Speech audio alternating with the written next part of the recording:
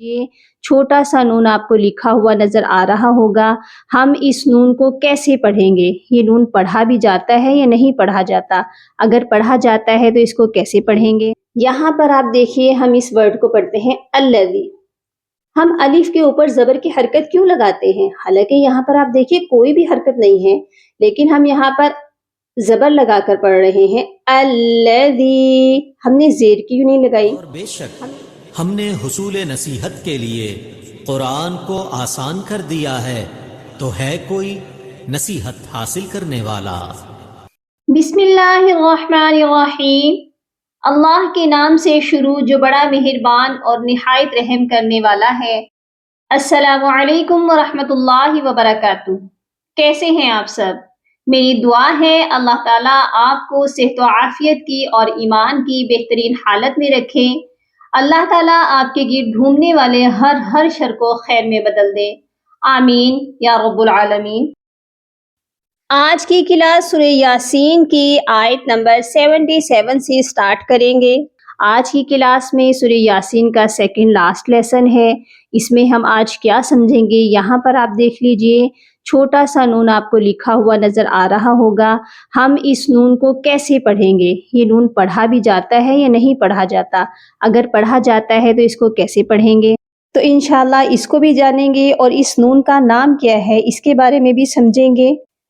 اور اگر آپ کو ویڈیو اچھی لگے، سمجھ آئے تو اس کو لائک اور سبسکرائب ضرور کر لیجئے، اور کمنٹ سیکشن میں یہ ضرور بتا دیجئے گا کہ نیکسٹ ہم کون سی سورت تجوید سے پڑھنے کے لیے سٹارٹ کریں۔ تو انشاءاللہ نیکسٹ ہمارا لاسٹ لیسن ہے جو کہ ہم کل کی کلاس میں اس کو بھی کور کر لیں گے، اور پھر ہم دیکھیں گے کہ نیکسٹ کون سی سورت ہے جو کہ تجوید کے ساتھ سٹارٹ کی جائے۔ تو آپ جو ہے ضرور کمنٹ سیکشن میں جواب دیجئے گا۔ انشاءاللہ میں نیکسٹ سورت وہی تجوید سے سٹارٹ کروں گی۔ تو چلیے آج کی کلاس سٹارٹ کرتے ہیں۔ اعوذ باللہ من الشیطان الرجیم، بسم اللہ الرحمن الرحیم۔ اولم یر الانسان، اولم، یہاں پر دیکھیے میم ساکن ہے، اس پر غنہ نہیں کریں گے۔ یرل، را موٹا کر کے پڑھا جائے گا اور اس کو لام کے ساتھ ملائیں گے، درمیان میں خالی الف ہے اس کو ہم چھوڑ دیں گے۔ اسی طرح انسان، حمزہ کو نون ساکن کے ساتھ ملائیں گے اور نون ساکن پر ہم چھپا ہوا غنہ کریں گے، اپنی آواز کو ناک میں چھپا کر پڑھیں گے۔ انسان، انا، یہاں پر دیکھیے نون کے اوپر تشدید ہے، یعنی نون مشدد ہے، اسی لیے نون پر غنہ لازمی کیا جائے گا۔ نون مشدد پر ہمیشہ غنہ ہوتا ہے۔ خلقناہ، قاف جو ہے حروف قلقلہ میں شامل ہوتا ہے۔ جب یہ 5 حروف ساکن ہوتے ہیں تو ان پر قلقلہ لازمی کیا جاتا ہے۔ قاف کے اوپر آپ کو ساکن کا نشان بھی نظر آ رہا ہوگا، اسی لیے قاف پر ہم قلقلہ کر کے پڑھیں گے۔ خلق، آواز کو ڈبل کرنے کو قلقلہ کہتے ہیں، یہاں ہماری آواز ڈبل ہوگی۔ خلقناہ من نطفۃ، یہاں پر دیکھیے آپ کو 2 نون نظر آ رہے ہوں گے، ایک نون ساکن ہے اور ایک نون مشدد ہے۔ جب بھی آپ دیکھیں کہ 2 حروف اکٹھے ہیں ساکن اور مشدد، تو ساکن کو آپ نے چھوڑ دینا ہے۔ میم کو نون مشدد کے ساتھ ملائیں گے اور غنہ بھی کریں گے، کیونکہ نون مشدد پر ہمیشہ غنہ ہوتا ہے۔ من نط، طا جو ہے حروف قلقلہ میں آتا ہے، اسی لیے اس طا پر بھی قلقلہ کیا جائے گا۔ نطفۃ، تا کی جو تنوین ہے اس کے آگے فا ہے جو کہ حروف اخفا ہے، اسی لیے یہاں پر بھی ہم اپنی آواز کو ناک میں چھپائیں گے، اور کتنی دیر تک چھپائیں گے؟ 1 سے 2 سیکنڈ تک۔ من نطفۃ فَإِذَا هُوَ، یہاں پر بہت سے لوگ مسٹیک کرتے ہیں، ہوا، ہا کو کھینچ دیتے ہیں۔ ہا کے اوپر حرکت ہے، اس کو بنا کھینچے پڑھا جائے گا، کیونکہ زبر زیر پیش والے حروفوں کو کھینچ کر نہیں پڑھا جاتا۔ ٹھیک ہو گیا؟ فَإِذَا هُوَ خَصِيمٌ مُبِينٌ. یہاں پر میم کو میم مشدد کے ساتھ ملا کر پڑھا جائے گا. بہت سے لوگ نون کی آواز دیتے ہیں، یہاں پر نون کی آواز نہیں آئے گی، بلکہ میم کو جب میم کے ساتھ ملائیں گے تو ہم اپنے ہونٹوں کو بند کر کے یہاں پر غنہ کریں گے. میم مشدد کا غنہ ہے، لازمی غنہ کیا جائے گا. خصیم مبین. اس کمپلیٹ آیت کو میرے ساتھ آپ بھی دہرا لیجئے. اولم یر الانسان انا خلقناه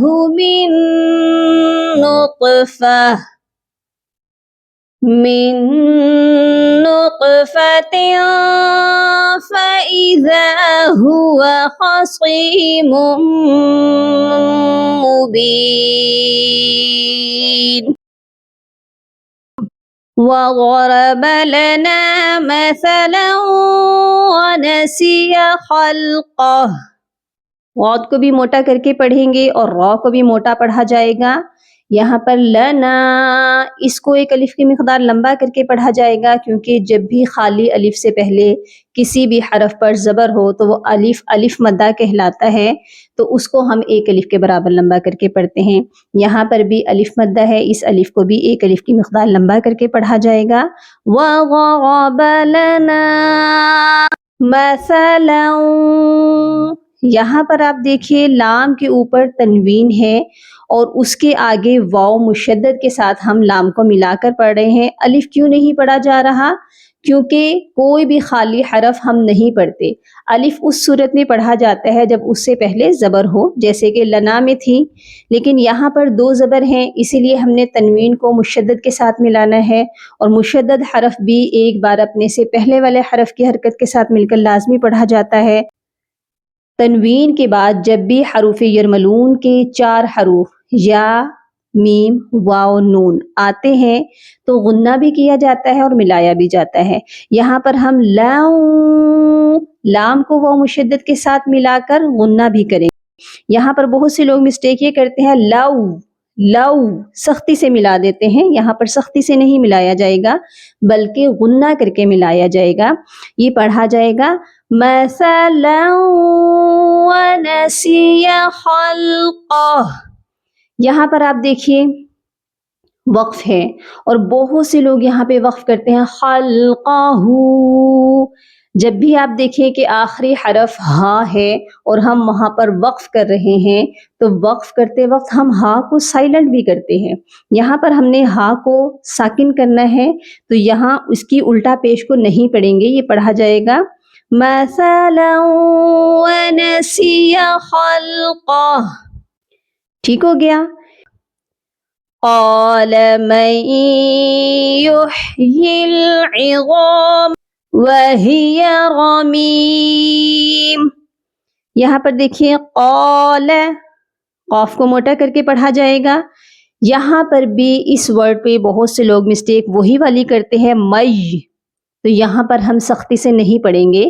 ابھی ہم نے پڑھا ہے کہ تنوین کے بعد حروف یرملون کے 4 حروف آئیں یا نون ساکن کے بعد حروف یرملون کے یہ 4 حروف آئیں تو ہم ملاتے بھی ہیں اور ساتھ میں غنہ بھی کرتے ہیں. تو یہاں ہم نے غنہ کرنا ہے. اگر ہم نون کو نہیں پڑھیں گے تو ہم یہاں غنہ نہیں کر پائیں گے. ہم نے اس کو پڑھنا ہے میم نون یا زبر مئی، غنہ کر کے ملانا ہے. اس قاعدے کو کہا جاتا ہے ادغام مع الغنہ.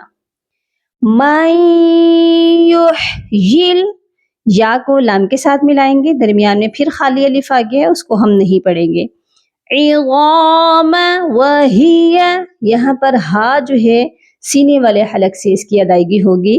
رمیم، اب دیکھیے یہاں پر بھی ہم وقف کر رہے ہیں، یہ لکھا ہوا ہے رمیم، لیکن جب ہم نے وقف کیا تو میم کو ساکن کر دیا، اس کی تنوین کو نہیں پڑھا.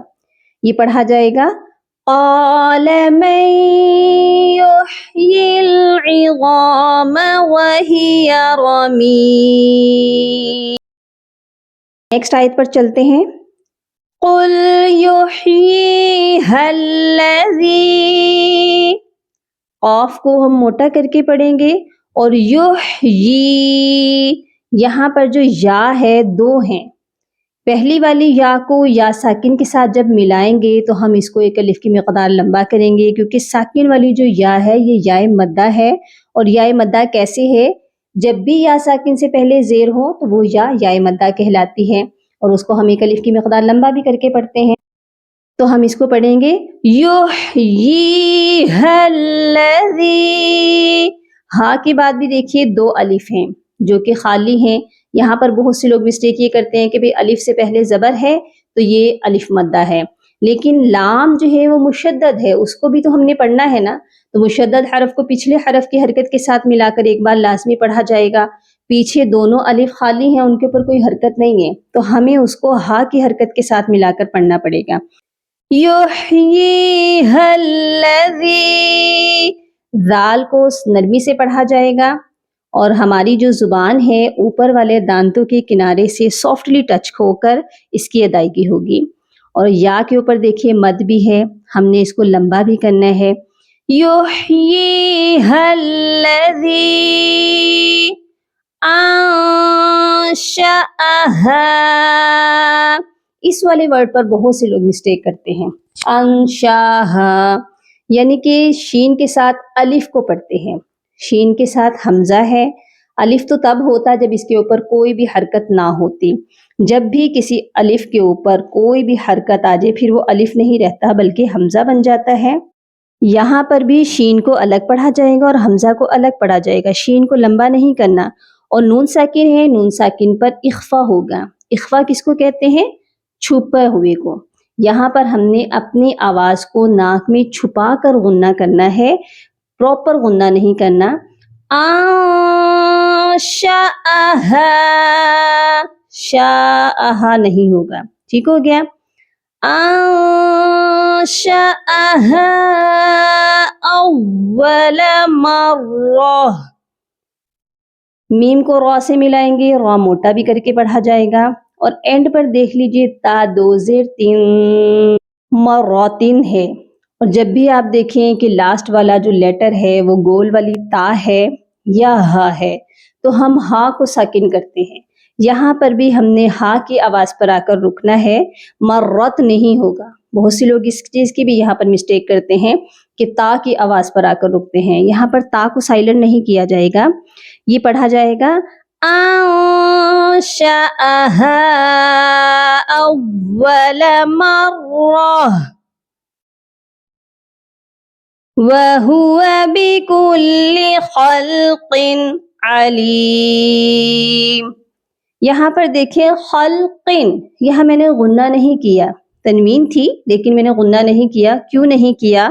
کیونکہ جب بھی آپ دیکھیں کہ تنوین کے بعد حروف حلقی میں سے کوئی حرف آ جائے، حمزہ ہا، عین ہا، غین خا میں سے، تو ہم صرف اظہار کرتے ہیں، ظاہر کرتے ہیں آواز کو، تنوین کی آواز کو اور نون ساکن کی آواز کو۔ یہاں پر بھی ہم نے خلق ایسے غنہ نہیں کرنا بلکہ اس کو پڑھنا ہے خلق علیم۔ اب آپ ایک چیز نوٹ فرما لیجئے کہ میں نے جو ہے یہاں پر نون لکھا ہوا تھا اس کو نہیں پڑھا۔ کیوں نہیں پڑھا؟ پہلے تو اس نون کے نام کو جان لیجئے، اس نون کو کہتے ہیں نون قطنی۔ میں نے نون قطنی کو نہیں پڑھا۔ نون قطنی جب بھی آیت کے اینڈ پر آئے تو پھر وہ ہماری مرضی پر ڈیپینڈ کرتا ہے کہ ہم نے اس کو پڑھنا ہے یا نہیں پڑھنا، تو یہ کب پڑھا جائے یا کب نہ پڑھا جائے۔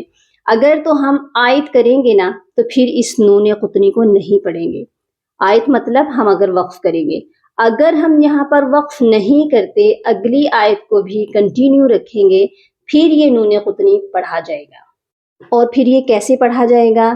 فار ایگزامپل میں یہاں پر وقف نہیں کرتی اور اگلی آیت کو بھی ساتھ میں ملا کر پڑھنا چاہتی ہوں تو یہ پڑھا جائے گا وَهُوَ بِكُلِّ خَلْقٍ عَلِيمٌ الَّذِي، میم کی پیش کو بھی پڑھیں گے اور نون کو لام کے ساتھ ملا کر پڑھا جائے گا عَلِيمٌ الَّذِي، ٹھیک ہو گیا؟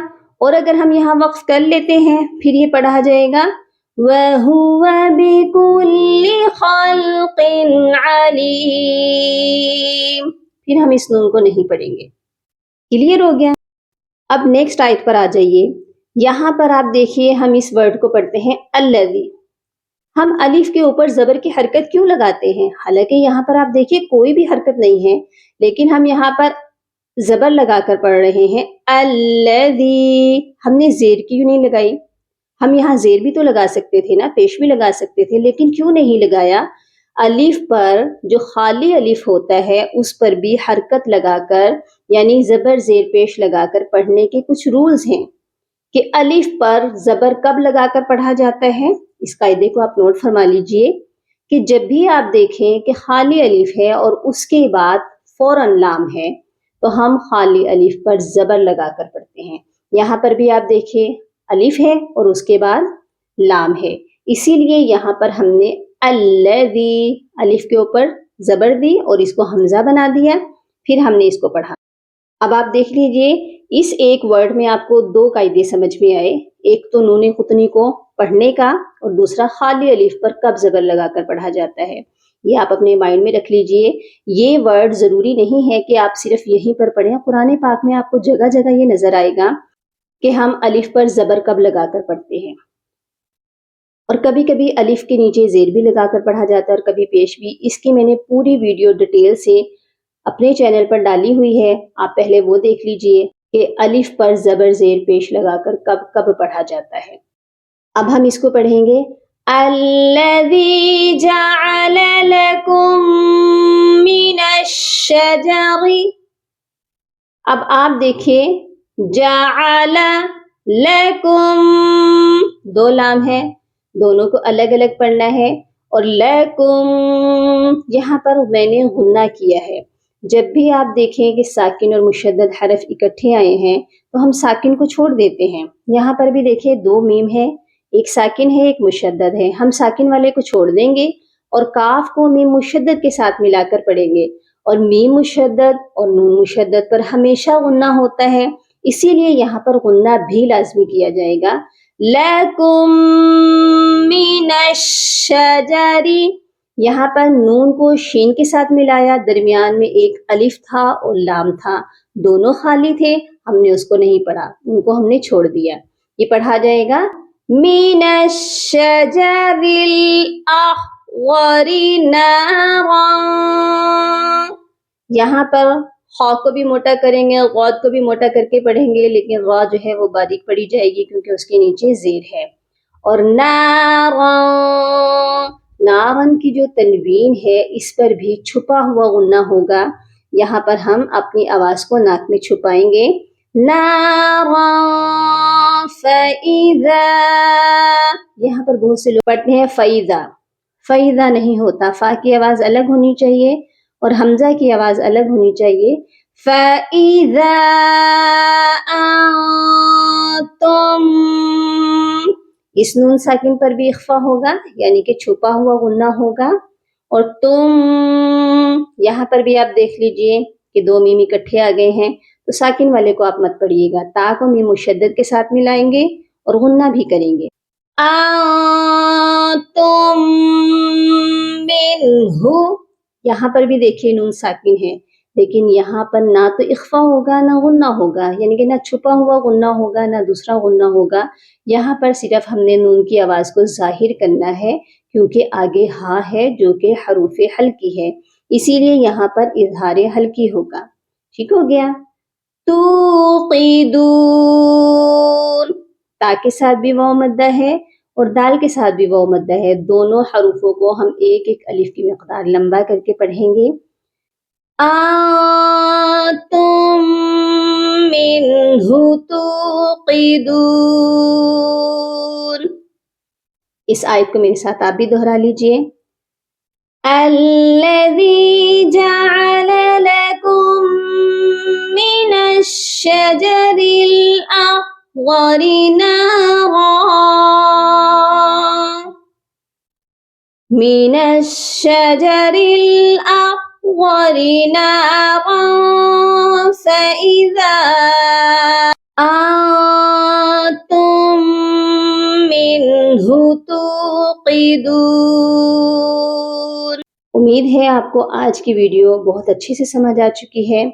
اس ویڈیو کو لائک اور سبسکرائب ضرور کیجیے گا، اور صدقہ جاریہ کی نیت سے، ثواب کی نیت سے زیادہ شیئر ضرور کیجیے گا تاکہ اور لوگ بھی فیض یاب ہو سکیں۔ اپنی دعاؤں میں یاد رکھیے گا اور اپنا بہت سارا خیال رکھیے گا۔ فی امان اللہ۔ اللہم فقہنا فی الدین، اللہم بارک لنا فی اوقاتنا، سبحان ربک رب العزت عما یصفون، وسلام علی المرسلین، والحمد للہ رب العالمین۔